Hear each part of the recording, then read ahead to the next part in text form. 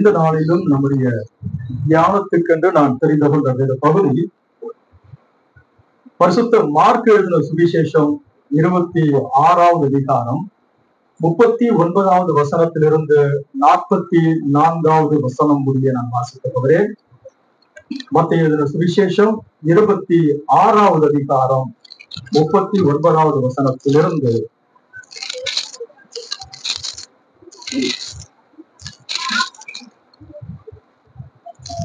26வது அதிகாரம் 39வது வசனத்திலிருந்து சற்று அப்புறம் போய் முகம் குப்புற விழுந்து, என் பிதாவே, இந்த பாத்திரம் என்னை விட்டு நீங்க கூடுமானால் நீங்கும்படி செய்யும். ஆகிலும் என் சித்தத்தின்படி அல்ல, உம்முடைய சித்தத்தின்படியே ஆக கடவுது என்று ஜெபம் பண்ணினார். பின்பு அவர் சீஷரிடத்தில் வந்து அவர்கள் நித்திரை பண்ணுகிறதை கண்டு பேதுருவை நோக்கி, நீங்கள் 1 மணி நேரமாவது என்னோடு கூட விழித்திருக்க கூடாதா? நீங்கள் சோதனைக்கு உட்படுத்தாதபடிக்கு விழித்திருந்து ஜெபம் பண்ணுங்கள். ஆவி உற்சாகம் உள்ளதுதான், மாம்சமோ பலவீனம் உள்ளது என்றார். அவர் மறுபடியும் 2ஆம் தரம் போய், என் பிதாவே, இந்த பாத்திரத்தில் நான் பானம் பண்ணினால் ஒழிய இது என்னை விட்டு நீங்க கூடாதாகில் உம்முடைய சித்தத்தின்படி ஆக கடவுள் என்று ஜெபம் பண்ணினார். அவர் திரும்ப வந்து அவர்கள் மறுபடியும் நித்திரை பண்ணுகிறதை கண்டார். அவருடைய கண்கள் நித்திரை மயக்கம் அடைந்திருந்தது. அவர் மறுபடியும் அவர்களை விட்டு போய் 3ஆம் தரம் அந்த வார்த்தைகளை சொல்லி ஜெபம் பண்ணினார் என்பதை நாம் ஜெபிக்கலாம். எங்கள் மகத்துவமான தேவனாகிய கர்த்தாவே, எந்த நல்ல சாயங்கால வேளையிலும் கூட தேவரே, நீர் எங்களை மீட்கும் பொருளாக உண்மையே எங்களுக்கு தந்த அந்த கடைசி மணி நேரத்துக்கான வார்த்தைகள் நாம் வாசித்திருக்கிறோம். எங்க தீர்க்கதரிசி சொல்றதை போல வேதத்தின் பக்கங்களை எங்களால திருப்ப முடியும், ஆனால் வேதத்தின் வியாக்கியானி ஒருவரையாக இருக்கிறபடியால வாசித்த வேத வசனங்களோடு கூட ஆசீர்வாதங்களை கூட்டி தரும்படியா ஜெபிக்கிறோம். இந்த ராபோஜனம் ஆராதனை கட்டுப்பாடுகள் வைத்துக் கொள்ளுங்க. தொடர்ந்து நீர் எங்களை நடத்தி வரும்படியாக இயேசு கிறிஸ்துவின் மகத்தான நாமத்தில் வேண்டிக் கொள்கிறோம் பிதாவே, ஆமென். உட்காரலாம். மிக ஒரு அற்புதமான ஒரு வேத பகுதி அது. நமது ஆண்டவராகிய இயேசு கிறிஸ்துவினுடைய கடைசி, அதாவது ஒரு சிலுவை மரணத்துக்கு போவதற்கு முன்னாடி கடைசி சீஷரோட கூட கூடியிருந்த ஒரு நிகழ்வு நமக்கு தெரியுமா? அவர் பல முறை இந்த கெத்செமனே தோட்டத்துல வந்து அவர் ஜெபித்திருக்கிறார். இது ஏறக்குறைய ஒலிவு மலைக்கு கீழே இருக்கதான ஒரு தோட்டம் என்று யோவான் சுவிசேஷத்தை நம்ம பார்க்கிறோம். ஆனால் இந்த கடைசி முறை ஜெபித்த ஜெபம் வித்தியாசமான ஒரு ஜெபமா இருக்கிறது, நமக்கு தெரியுமா?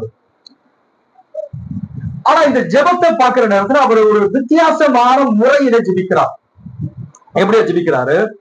அவர் முகம் குப்புற விழுந்து, என் பிதாவே, இந்த பாத்திரம் என்னை விட்டு நீங்க கூடுமானால் நீங்கும்படி செய்யும்.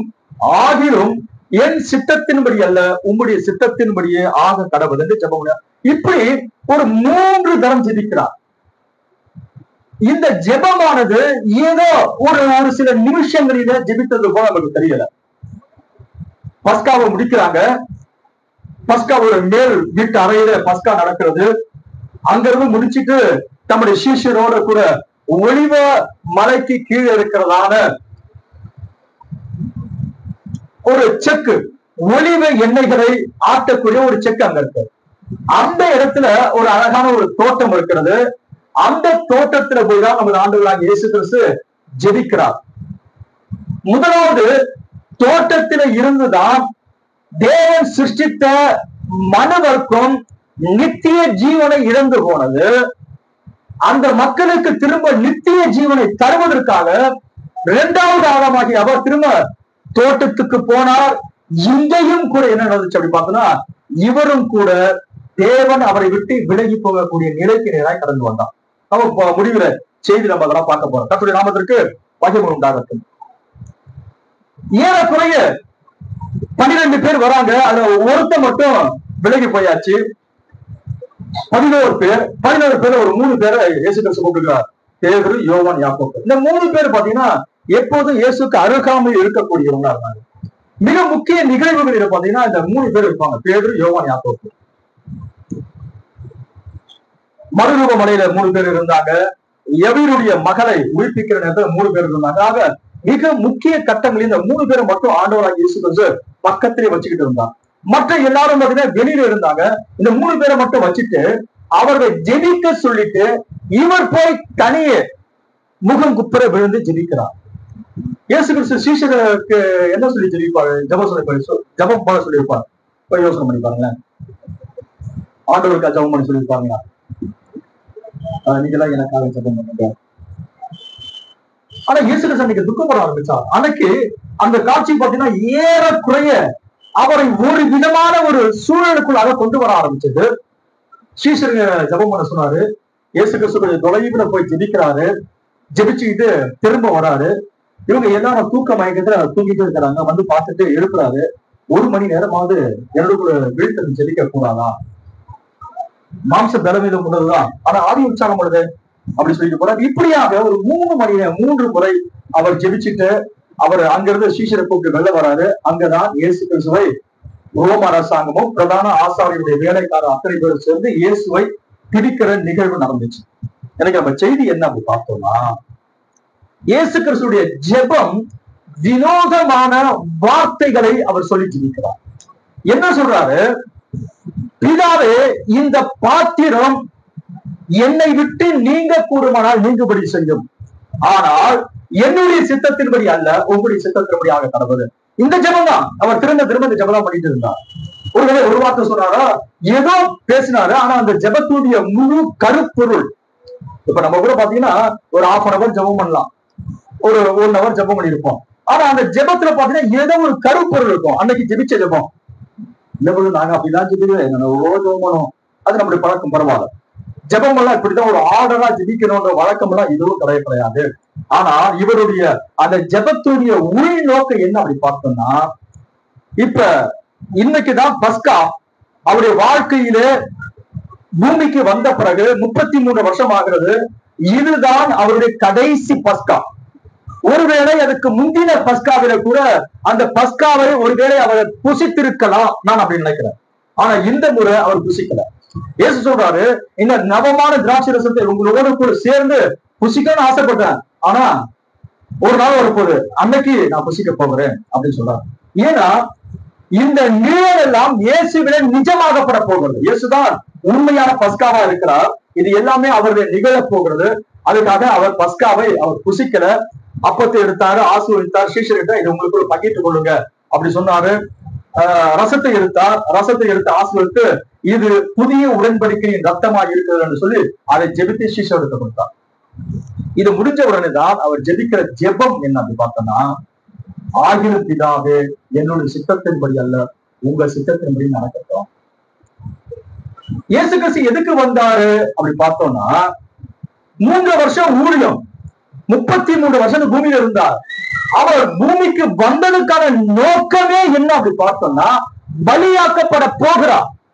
இருக்கிற மரணத்திலேயே கேவலமான ஒரு மரணம், அந்த மரணம் தான் இவர் மரணிக்க போகிறார் என்பது இயேசுக்கு தெரியும்.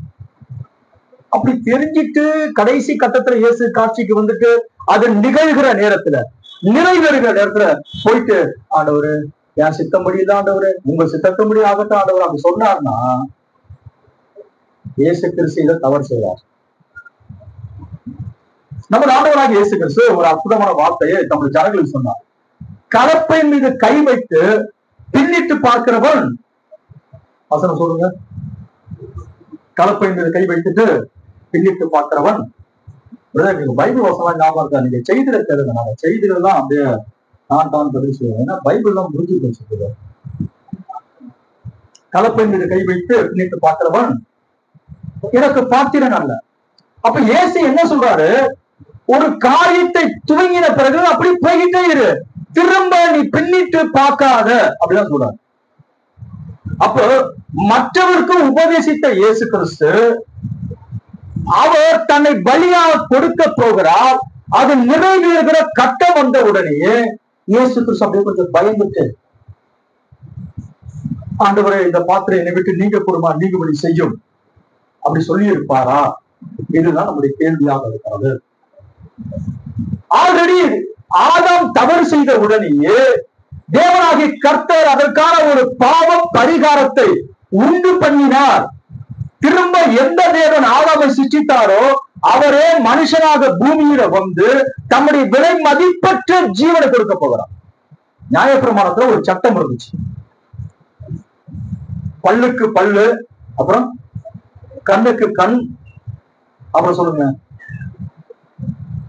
கண்ணுக்கு கண்ணு. ஒருத்தங்க சண்டை போடுறது அவங்க கண்ணை நீ டேமேஜ் பண்ணிட்டீங்கன்னா உன் கண்ணு நியாயாதிபதி எல்லாம் செஞ்சுருவாங்க, உன் கண்ணை கூட ஆக்கிடுவாங்க. பல்ல உடைச்சிட்டீங்கன்னா உன் பல்லு போயிடும். அப்புறம் ஜீவனத்துக்கு ஜீவன் பிரமாணம் சொல்றது, ஒருத்தனை கொண்டுட்டீங்கன்னா நீ அதுக்கு பதிலா ஜீவனை தந்துடணும். அப்படின்னா பிரமாணம் அதுதான், ஜீவனுக்கு ஜீவன். அப்ப மனுக்குலம் பாவம் செய்த உடனேயே பாவத்துக்குரிய சம்பளம் மரணமா இருந்தது. அப்படியானால் மரணத்தோடு மனுஷனுடைய வாழ்க்கை முடிந்து போக கூடாது என்பதற்காக அந்த ஜீவனுக்கு பதிலாக தேவனாகிய கர்த்தர் தம்முடைய ஜீவனையே மனுக்குலத்துக்கு தரணும். இதுதான் தேவனுடைய திட்டமா இருந்துச்சு. இதுக்கான எல்லா நிகழ்வையும் பரலோகம் அறிந்திருந்தது. நம்முடைய ஆண்டவராக இயேசு கிறிஸ்து கூட என்ன செஞ்சிருக்காரு, அப்படிதான் அதுதான் முடிவு பண்ணிட்டு வந்தார். இயேசு கிறிஸ்து ஏதோ தற்செயலா வந்தாரு, அந்த ஊழியத்துக்கு பாதையில் வந்தாரு, சிலுவையில் மரணத்துக்கு போனாரு அப்படின்னு இல்லை. அவர் அதற்காகவே பிறந்தார், அதற்காகவே அனுப்பப்பட்டார். என்ன நடக்க போகுது A to Z இயேசுக்கு தெரியும். இயேசு கிறிஸ்து ஒரு தீர்க்கதரிசிகளை போல கிடையாது. தீர்க்கதரிசிகளுக்கு தேவன் வெளிப்படுத்தினால் ஒழிய எல்லாமே தெரிவதற்கு அவசியம் கிடையாது. ஆனால் இயேசு கிறிஸ்து மாம்சத்தில வெளிப்பட்ட தேவனா இருந்தபடியால அவருடைய வாழ்க்கையில A to Z எல்லாமே அவர் அறிந்திருந்தார். ஆகையினால்தான் அந்த விலைமதிப்பட்ட தேவனுடைய சித்தத்தை செய்வதற்காகவே தன்னை அர்ப்பணிக்க ஆரம்பித்தோம். ஒரு சின்ன வசனத்தை வாசிச்சுட்டு நான் சொல்ல வேண்டியதை சொல்லி நான் சீக்கிரமா முடிச்சிடுறேன். ஒரு வசனத்தை வாசிக்கலாம். சங்கீதங்களின் புத்தகம் 40வது அதிகாரம் 7வது வசனம்.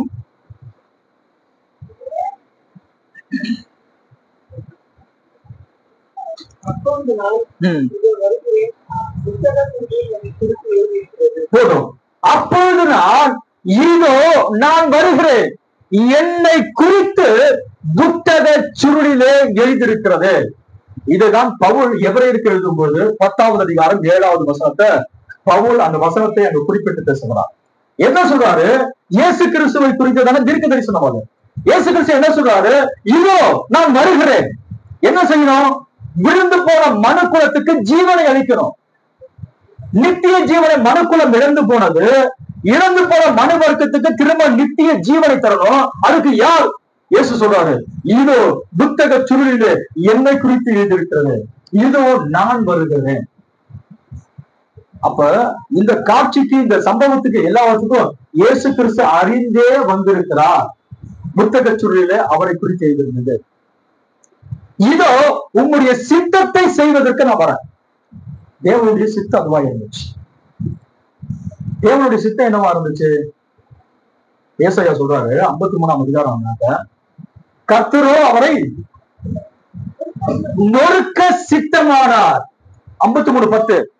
கர்த்தரோ அவரை நொறுக்க சித்தமானார். இது இயேசுக்கு தெரியுமா தெரியாதா? இயேசுக்கு தெரியும். இயேசுக்கு தெரியும், இயேசுக்கு தெரியும். அப்ப இயேசு கிறிஸ்துடைய வாழ்க்கையில நடக்கக்கூடிய அத்தனை நிகழ்வுகளும் தெரிந்துதான் அந்த பாத்திரத்தில் அவர் ஏற்றுக்கொள்வதற்காகவே வந்த பிறகு கடைசி மணி நேரத்துல கெத்செமனைக்கு போறாரு. அங்கதான் நம்ம தீர்க்கதரிசி சொல்றாரு, கெத்செமனைக்கு போன உடனே அங்க என்ன நடக்கிறது, பிதாவாகிய தேவன் ஆதாம் காலம் முதற்கொண்டு ஆட்டுக்குட்டியானவருடைய ஜீவ புத்தகத்துல யார் யாருடைய பெயரை எல்லாம் எழுதி வைத்திருக்கிறாரோ அத்தனை பேர் ஆதாமில் இருந்து இனிமேல் பிறக்கவங்க. என்னுடைய பாவம், என் பேரப்பிள்ளையுடைய பாவம், என் பேரப்பிள்ளையுடைய ஒருவர் கத்துடைய வருகை தாமதிக்குமானால் என் பேரப்பிள்ளையுடைய பாவத்தை அத்தனையோ தேவனாகிய கர்த்தர் கொண்டு போய் இயேசு கிறிஸ்து மீது வைத்தார். அவர் உலகத்தின் பாவத்தை சுமந்துக்கிருக்கிற தேவ ஆட்டுக்குட்டி யோவான் சொன்ன அந்த காரியம் கெத்செமனையிலே முழுமையடைகிறதா இருந்தது. சர்வலோகத்தின் பாவத்தை அவர் சுமந்து கொண்டிருக்கிறார். அவருக்கு முன்னாடி ஒவ்வொரு காட்சிகள் வந்து போய்கிட்டே இருக்கிறது. யார் அவரை பிடிப்பாங்க, என்ன நடக்க போகிறது? ஒருவன் ஓடி வந்து அவருடைய கன்னத்துல அறைவான், அந்த காட்சி அவருக்கு தெரியும். ஒருவன் ஓடி வந்து அவருடைய தாடி மயிரை பிடிச்சு இழுப்பான், இழுத்த கிடையாது, அந்த முடி பிச்சுக்கு வர வரைக்கும் பிடிச்சு நிறுத்துவான். கொஞ்சம் யோசிச்சு பாருங்க எப்படி இருக்கும் அந்த காட்சி. அவரோட தலையில முள்முடிய சூட்ட போறாங்க. அந்த முள்முடியில ஒரு முள் அவரோட கண்ணை குத்த போகுது, அது அவருக்கு தெரியும். வாரினால அடிக்கப்பட்டு முதுகெல்லாம் உழுதனுடைய நிலத்தை போல மாறப்போகிறது, அது அவருக்கு தெரியும். கடைசியாக சிறுவையில நிர்வாண கோலத்தில் அவர் மறிக்க போகிறார் என்று அவருக்கு தெரியும். 30 வயசு வாலிபர். இதை ஏற்றுக்கிறது எவ்வளவு பெரிய விஷயம். இப்படிலாம் நடக்கும் என்பது அவருக்கு ஏற்கனவே தெரியும். அவர் எல்லாவற்றையும் அறிந்தவராய் இருந்தாரு. அப்படி இருக்கும் பட்சத்துல அந்த கடைசி நேரத்துல சர்வலோகத்தின் பாவத்தை கொண்டு வந்து அவர் மேல சுமத்துற நேரத்துல அந்த காட்சியில அவருக்கு முன்னாடி வந்து போய்கிட்டே இருக்குது. அவர் வாழ்க்கையில என்ன நடக்க போகுது, 1 by 1 ஒவ்வொரு காட்சியும் வந்துக்க போகுது. இயேசு கிறிஸ்து ஒரு பெரிய பதற்றத்துல இருந்தார், உண்மையாக பதற்றத்துல இருந்தார். அவருடைய வேர்வை ரத்தத்தின் பெரும் துளிகளா தரையில விழுந்தது. என்ன கேட்டீங்கன்னா, கெத்செமனேயில இருந்து அதுக்கு அடுத்த நாள் அவரை சிலுவையில அறையிற வரைக்கும் அவர் உயிரோடு கூட இருந்ததே பெரிய ஆச்சரியமான விஷயம். கெத்செமனேயில இருந்து பிலாத்து அரண்மனைக்கு கொண்டு போனாங்க, பிரதான ஆசாரியர் அரண்மனைக்கு கொண்டு போனாங்க, பிறகு ஏரோதுகிட்ட கொண்டு போனாங்க. மாறி மாறி கொண்டு போன பிறகு தண்டிக்கப்பட்ட பிறகு வெள்ளிக்கிழமை பிற்பகல் ஒரு 3 மணிக்கு அவரை சிலுவையில அறையிறாங்க. அது வரைக்கும் அவர் ஜீவனோடு கூட இருந்தது கூட மிகப்பெரிய ஆச்சரியமான காரியம். ஏன்னா அவர் சிலுவையில தான் ஜீவனை தர வேண்டும் என்பது தேவனுடைய திட்டமாக இருந்தது. அப்படின்னா எல்லாவற்றையும் அறிந்த தேவனாகிய கர்த்தர் இதெல்லாம் அப்படி நடக்கும் என்பதை தீர்க்கதரிசி வாயில அந்த வார்த்தையை வரவழைத்தவர் அவர்தான். அவரே வார்த்தையா இருந்தார். அவரே வார்த்தையா இருந்துட்ட பிறகு அங்க ஏதோ அவர் பயப்படுறது போல அல்லது அந்த ஊழியத்திலிருந்து கொஞ்சம் பின்வாங்கிறது போல நமக்கு தெரிகிறது. அவரே சொல்லுவாரு, கலப்பை மீது கை வச்சுட்டு பின்னிட்டு பார்க்கிறவர் எனக்கு பார்க்கிற நல்லது சொல்லிட்ட பிறகு மிக முக்கியமான கட்டத்துக்கு நேரம் வந்துட்டு இவர் பின்வாங்கி போவாரா? இல்லை ஐயா. இயேசு ஒரு வார்த்தை சொன்னா, நியாய பிரமாணத்தையாவது தீர்க்க தரிசனத்தையாவது அழிக்க வந்தேன் என்று நினையாதிருங்கள். நியாய பிரமாணத்தையும் தீர்க்க தரிசனத்தையும் தன்னிலே நிறைவேற்றுவதற்காக வந்தார். பவுல் ரோமருக்கு நிறுவனத்துல சொல்றாரு, இயேசு கிறிஸ்து தான் நியாய பிரமாணத்தின் முடிவு. தீர்க்க தரிசனம் சொல்லுவாங்க, கவனிங்க, நியாய பிரமாணம் என்னை குற்றவாளியா சொல்லிட்டு இருக்க, நீ பாவி சொல்லிட்டு என்ன தண்டிச்சுக்கிட்டே இருக்கும்.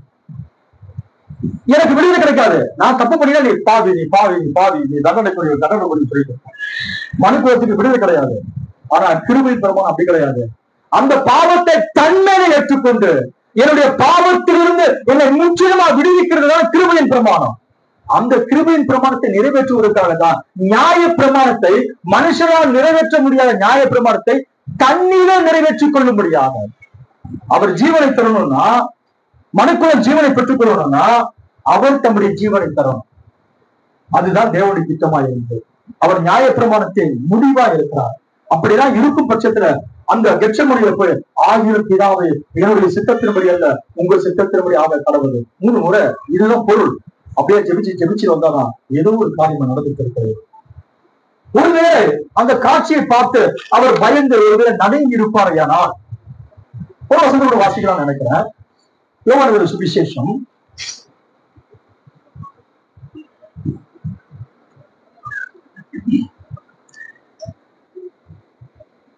18 கெத்செமனே தோட்டத்துல வசனம் யாராவது தெரிஞ்ச வாசனம் பார்க்கலாம். 18வது அதிகாரம் 4வது வசனம் 5வது வசனம். இயேசு தமக்கு நேரிட போகிற எல்லாவற்றையும் அறிந்து எதிர்கொண்டு போய் அவர்களை நோக்கி, யாரை தேடுகிறீர்கள் என்றார். அவருக்கு அவர்கள் பிரதியுத்தரமாக, நசரேயனாகிய இயேசுவை தேடுகிறோம் என்றார்கள். அதற்கு இயேசு, நான் தான் என்றார். அவரை காட்டிக் கொடுத்த யூதாசும் அவருடனே கூட நின்றார். கவனிங்க, இப்ப கெத்செமனேயில இருந்து வெளில வராங்க. ஜெபம் எல்லாம் முடிஞ்சிச்சு. இயேசுவை பிடிக்கிறதுக்கு ரெடியா வராங்க. கையில தடி எடுத்து வராங்க, ஆயுதம் எடுத்து வராங்க, கையில பண்டங்கள் எடுத்துட்டு வராங்க. அந்த ராத்திரியாக இருக்கிறதுனால வெளியே போறாரு. வெளியே போற நேரத்துல இயேசுவை போய் கேட்கிறாரு, நீங்க யாரை தேடிக்கிட்டு வரீங்க, என்ன நடக்க போகுது என்பது இயேசு அறிந்திருந்தார். பிடிக்க வரவங்க போய் கேட்கிறாரு, யாரை நீங்க தேடுறீங்க? இன்னொரு சுவிசேஷம் சொல்றது, அவங்க சொல்றாங்க, நசரேயனாகிய இயேசுவை தேடிட்டு வந்திருக்கிறோம். இயேசு சொல்ற, நான் தான். அப்படி சொன்ன உடனே அவர்கள் பின்னிட்டு விழுந்தார்கள். நான் என்ன சொல்ல வரேன்னா, இயேசு ஒரு வேளை அந்த காட்சியிலிருந்து தேவனை நோக்கி என்னை விடுவீங்கன்னு சொல்லியிருப்பாரு. ஏன்னா என்ன நடக்க போகிறது அந்த நிகழ்வையெல்லாம் அறிந்த இயேசு கிறிஸ்து தானே நேரா போய், இயேசு கிறிஸ்து எத்தனை முறை பிடிக்கிறதுக்கு முயற்சி பண்ணாரு. அதுக்கு முன்னாடிதான் சில நேரத்தை பாத்தீங்கன்னா ஒரு செங்குத்தான மலைக்கு நேரம் அவர் நடத்திக்கிட்டு போய் அவரை தலைக்கீழ தள்ளி விடணும் முயற்சி பண்ணாங்க. அவரோ மறைந்து போனா, அவரோ கடந்து போனா. இப்படி பல முறை இயேசுவை கொல்வதற்கும் பிடிப்பதற்கும் முயற்சி பண்ணுகிற நேரத்துல அவரை பிடிக்க முடியல, கொல்ல முடியல. காரணம், அது அவருடைய வேலையா இருக்கவில்லை. இப்ப இயேசுவை பிடிக்க வந்துட்டாங்க. கொஞ்ச நேரத்துக்கு முன்னாடி பாரத்தோடு ஜெபிக்கிறார், வேதனையோடு ஜெபிக்கிறார். அவருடைய ஜெபமானது மிகுந்த வேதனையோடு கூட. பவுல் எழுதுகிறார், அவர் மிகுந்த சத்தத்தோடு கூட ஜெபிச்சாராம். இயேசு கிறிஸ்து மௌனமா ஜெபிக்கிறார், மிகுந்த சத்தத்தோடு கூட ஜெபிக்கிறார். வேதனையோடு கூட வேர்வையின் துளி, வேர்வையெல்லாம் ரத்தத்தின் துளியாக இருந்தது. அப்ப இன்னும் எப்படி இருக்கும்? இன்னும் கொஞ்சம் பயம், வெளில போனோம். வெளியே போற நேரத்துல கொஞ்சம் அப்படியே மெல்லமா நகர்ந்து போலாம், நகர்ந்து போலாம், அப்படியே கொஞ்சம் நழுவி போயிடலாம் அப்படி யோசிச்சு இருக்கிறோம். ஆனா இயேசு அப்படிப்பட்டவர் கிடையாது. இயேசு இதுக்காக தான் வந்தான். அவரை போய் கேட்கிற, ஏப்பா நீங்க யாரை தெரியுங்க? நான் சொல்லி நான் தான். உலகத்திலே அப்படிப்பட்ட ஒரு காட்சி நடந்திருக்குமா? கேட்டவர்கள் பின்னிட்டு விழுந்தார்கள்.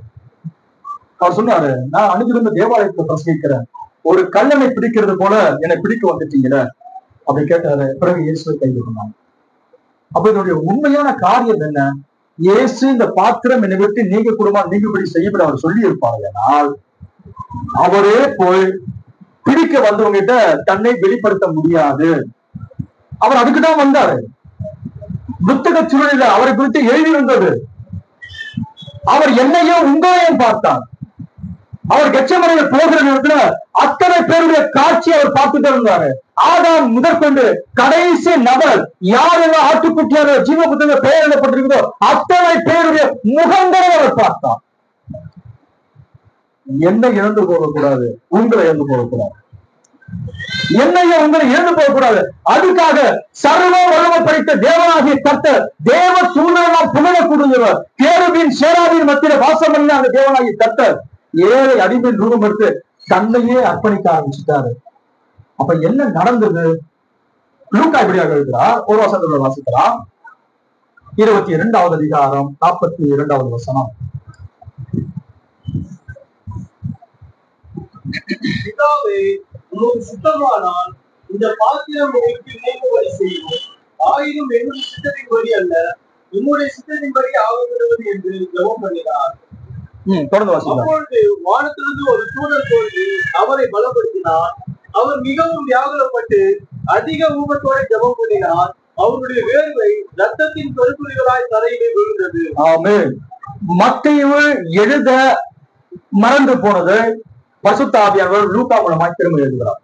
இந்த 4 சுவிசேஷத்தினுடைய நோக்கம் வேற. 4 சுவிசேஷத்துல 4 ஸ்பிரிட் வேலை செஞ்சுட்டு இருந்தது. சிங்கம், காளை, மனுஷன், கழுகு. 4 சுவிசேஷமும் தீர்க்கதரிசி சொல்றாரு. அப்போஸ்தலர் நடவடிக்கைகள் புத்தகத்தை இந்த 4 சுவிசேஷம் என்ன செய்யுது? காவல் காத்து கொண்டிருக்கிறது. அங்கதான் ஜீவன் இருக்குது. இந்த ஜீவனை யார் அனாவசியமா நெருங்கக்கூடாது. இந்த 4 ஜீவன்கள் தான் அதை பாதுகாத்துக் கொண்டிருக்கிறது. ஆகவே மத்தேயு எழுதாமல் விட்டது லூக்கா எழுதுகிறார். இயேசு அதே வார்த்தை சொல்லி ஜெபிக்கிறார், ஊக்கத்தோடு ஜெபிக்கிறார். ஆகியன் பிதாவே, என்னுடைய சித்தத்தின்படி அல்ல உம்முடைய சித்தத்தின்படி ஆக கடவுள் என்று சொன்ன உடனே வானத்திலிருந்து ஒரு தூதன் வந்து இயேசுவை பலப்படுத்துகிறார். இயேசு கிறிஸ்துவின் ரத்தம் எல்லாம் வேர்வையின் பெருந்துளையா கீழே விழுந்துட்டு இருக்கிறது. ஒரு தூதன் பலப்படுத்துகிறான். கொஞ்சம் யோசிச்சு பாருங்களேன். ஆகினும் என் சித்தத்தின்படி அல்ல உங்க சித்தத்தின்படி கேட்க அந்த வார்த்தைக்கு தூதன் வந்து பலப்படுத்துறதுக்கு என்ன என்ன என்ன காரணம் இருக்கும்? ஒண்ணு அவருடைய வார்த்தைக்கு பரலோகத்திலிருந்து ஒரு வார்த்தை வந்திருக்கணும். ஒரு முறை இயேசு எப்படியா ஜெபிக்கிறார். ஆகிய பிதாவே மகிமைப்படுத்தும். வேற ஒரு சத்தம், மகிமைப்படுத்தினேன் இன்னும் மகிமைப்படுத்துவேன். அவர் என்ன சொல்றாரோ அது கேட்ட பதில் அந்த சரியாக வருகிறது. ஆனா இங்க இவர் ஜெபிக்கிறதுக்கும் ஒரு தூதன் வந்து பலப்படுத்துக்கு என்ன காரணம் இருக்குது?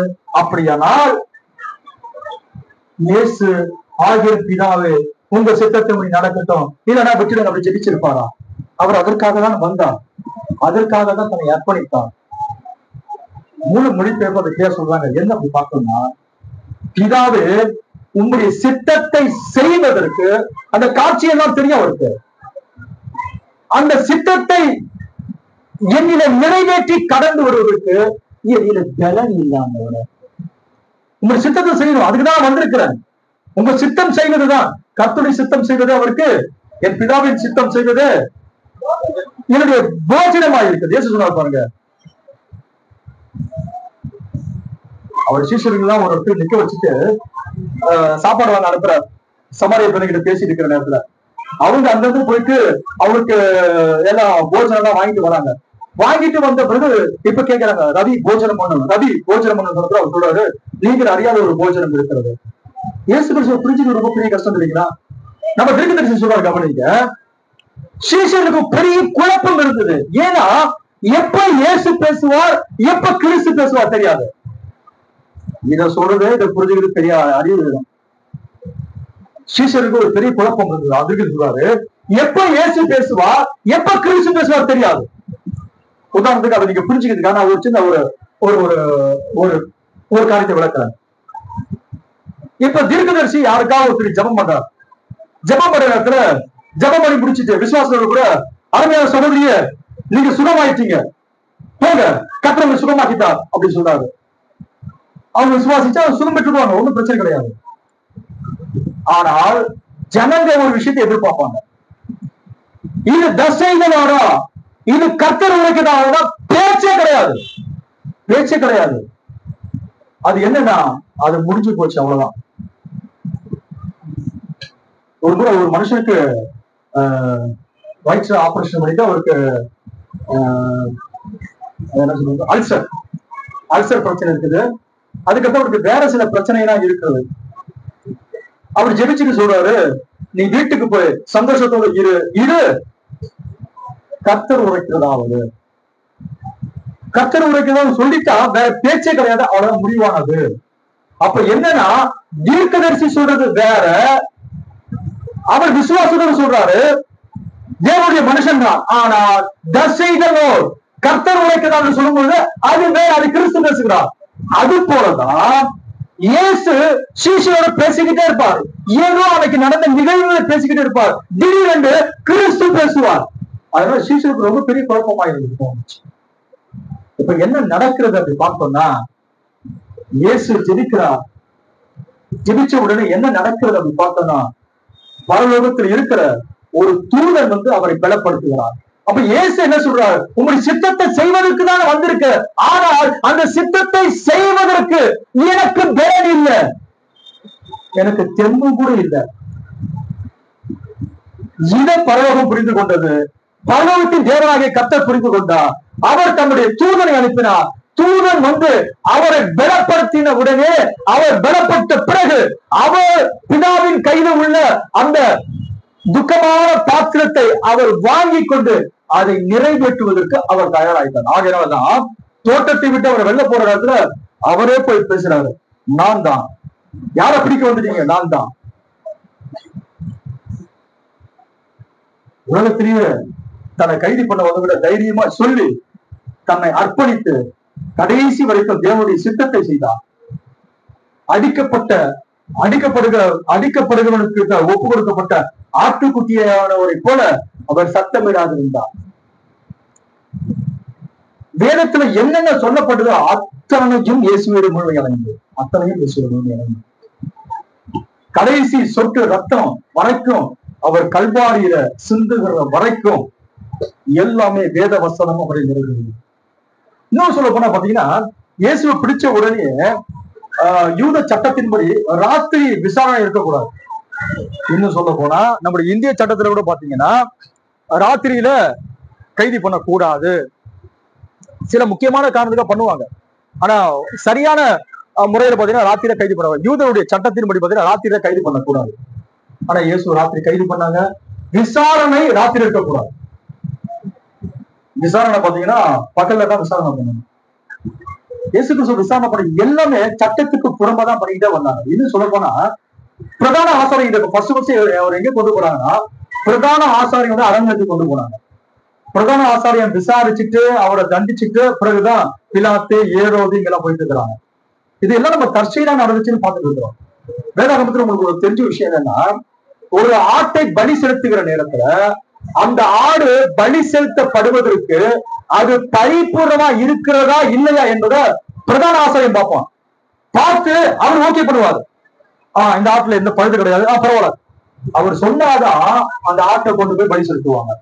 ஆகையினால உலகத்தின் பாவத்தை சுமந்திருக்கிற தேவ ஆட்டுக்குட்டி ஆகிய அவர் கெத்செமனையில சர்வலோகத்தின் பாவத்தையும் பிதாவாகிய தேவன் அவர் மீது சுமத்தின பிறகு அவர் பாவம் நிறைந்தவராக, பாவத்தை பார்க்காத பரிசுத்தர் ஐயா, பாவத்தை பார்க்காத சுத்த கண்ணர் அவர், அந்த மகா பெரிய தேவன் என்னுடைய பாவத்தை, உங்களுடைய பாவத்தை, என்னுடைய சந்ததிக்குரிய பாவத்தையும் தன்மையை ஏற்றுக்கொண்டு அந்த பாவத்தை சுமந்து போன அந்த ஆட்டுக்குட்டியை பிடிச்சிட்டு போறாங்க. நேரம் யாருக்கிட்ட கொண்டு போறாங்கன்னா பிரதான ஆசாரியோட அரண்மனைக்கு கொண்டு போறாங்க. அவனுக்கு எதுக்கு கொண்டு போறாங்க அவனுக்கு தெரியாது. எல்லா வேத வசனங்கள் ஃபுல்ஃபில் ஆகிட்டு இருக்குது. பிரதான ஆசாரியம் பார்த்து விசாரிச்சுட்டு அவருக்கு மரணத்துக்கு ஒப்பு கொடுத்துட்டான். அவனுக்கு தெரியல இது நடக்குதுன்னா. ஏன்னா பிரதான ஆசாரியம் தான் பலிக்கான ஆட்டை முடிவு பண்ணணும். இந்த ஆடு பலி செலுத்தப்படுவதற்கு ஏற்றது. நமது ஆண்டவராக இயேசு கிறிஸ்து பழுதற்றவராய் இருந்தார், பரிபூர்ணமாய் இருந்தார். ஆகையால பிரதான ஆசாரியோட அரண்மனைக்கு நேரம் போனார். அங்கு விசாரணை எல்லாம் நடந்துச்சு. சர்வலோகத்தின் பாவத்தை சுமந்து தீர்த்து கொடுத்த பிறகு கல்வாரிக்கு போனார். பாளையத்துக்கு புறம்பாய் போய் அவர் பாடை ஏற்றுக்கொண்டார். இன்னும் சொல்ல போனா சரித்திரம் எப்படியாக சொல்றது, பழைய ஏற்பாடுல பாத்தீங்கன்னா எப்படி ஒரு தண்டனை இருந்தது. மரத்தில் தூக்கப்பட்ட எவனும் தேவனால் சதிக்கப்பட்டவன். அப்ப அதுதான் பவுல் என்ன செய்வார்னா, கலாத்தியர் 3:13 கிறிஸ்து நமக்காக பாவமானா சாபமானா அதை சொல்லுவாங்க. ஆனா பழைய ஏற்பாடு காலகட்டத்துல நம்ம மரத்துல தூக்கப்படுதுன்னா உடனே சிறுவையில பிடிச்சி கையெல்லாம் பிடிச்சி ஆணி அடிச்சாங்கன்னா அது ஆணியில அடிக்கல.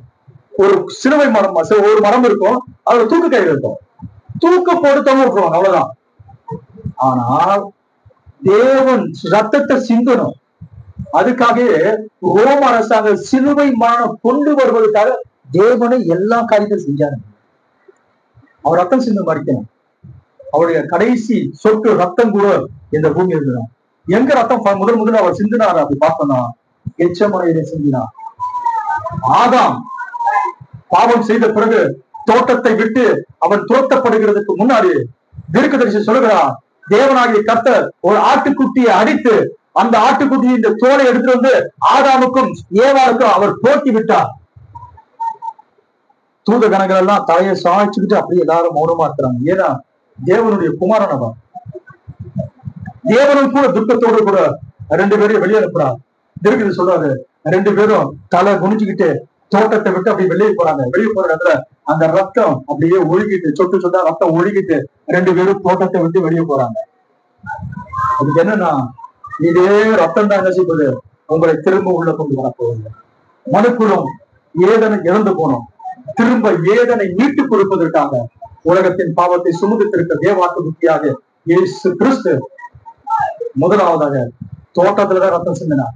அவருடைய ரத்தத்தின் வேர்வை பெரும் புலிகளாக தலையில் விழுந்தது. போற இடமெல்லாம் ரத்தம் தான். பிறகு அங்க விசாரிக்கிறாங்க.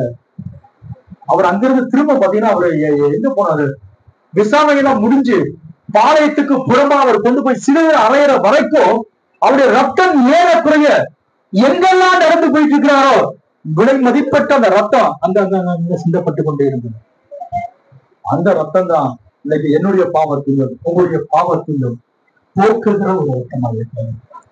வாழ்க்கையை மாற்றக்கூடிய ஒரு ரத்தம். தெரிஞ்சு சொல்றாரு, அந்த ரத்தம் ஒரு யூதனுடைய ரத்தம் கிடையாது, அந்த ரத்தம் ஒரு புறஜாதியுடைய ரத்தம் கிடையாது, அது யெகோவாவின் நரம்புகளில் இருந்து மூச்செடுத்த ஒரு ரத்தம்.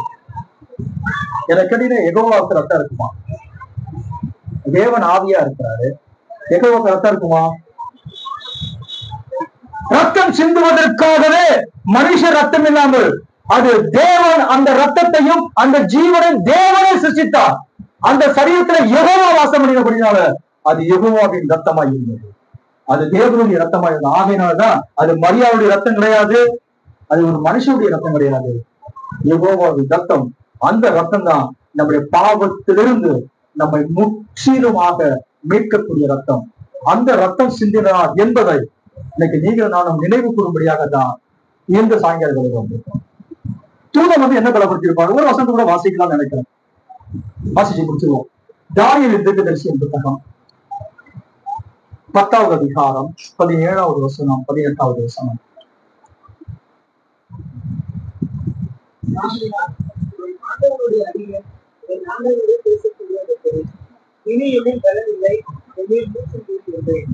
அப்போது மனுஷன் ஒருவன் திருமல் என்னை தொட்டு என்னை எதிர்ப்படுத்தி பிரியமான புருஷனை பயப்படாது, உங்களுக்கு சமாதானம் உண்டாவதாக, விரல்கொள் விரல்கொள் என்றான். இப்படி அவன் என்னோடு பேசுகிறேன்.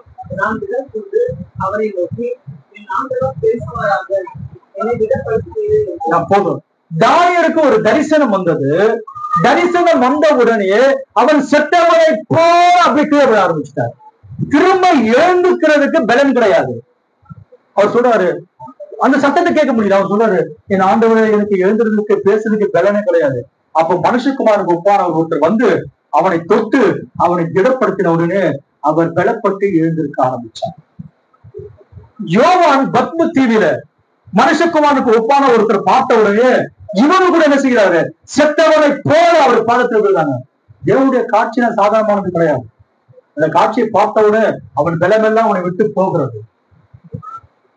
எப்படி தானியேலை மனுஷகுமாருக்கு ஒப்பானவர் பலப்படுத்தினாரோ அது போல இயேசு கிறிஸ்து அந்த கல்வாரி சிலுவைக்கு போறதுக்கு முன்னாடி கெத்செமனையில தம்முடைய எல்லா பலத்தையும் இழந்து போன பிறகு இப்போது அந்த திட்டத்தை நிறைவேற்றணும்னா தேவனுடைய சித்தத்தை செய்வதற்கு உங்களுடைய பலன் எனக்கு தேவையா இருக்காது. உங்களுடைய சித்தத்தை நான் நிறைவேற்றுவதற்கு உங்களுடைய பலன் எனக்கு தேவையா இருக்குது. பரலோகம் புரிந்து கொண்டது. பரலோகத்தின் தேவனாகிய கர்த்தர் தம்முடைய தூணை அனுப்பினார். இயேசுவை பலப்படுத்தின பிறகு இயேசு கிறிஸ்து அந்த பாத்திரத்தை ஏற்றுக்கொண்டு தம்முடைய எல்லா திட்டங்களை நிறைவேற்றி முடித்தபடினால்தான் எங்கேயோ கிடைக்க வேண்டிய நீங்களும் நானும் இன்னைக்கு அவர் சொல்லுவார். கர்த்தர் ஆஸ்வதிப்பாராக. நாம் அப்படியே கண்களை மூடுவோம். ராபூஜி நம்ம யாருக்கு கொள்வோம். இயேசு பரலோகத்தை விட்டு இறங்கினார் என்னை மீட்பதற்காக.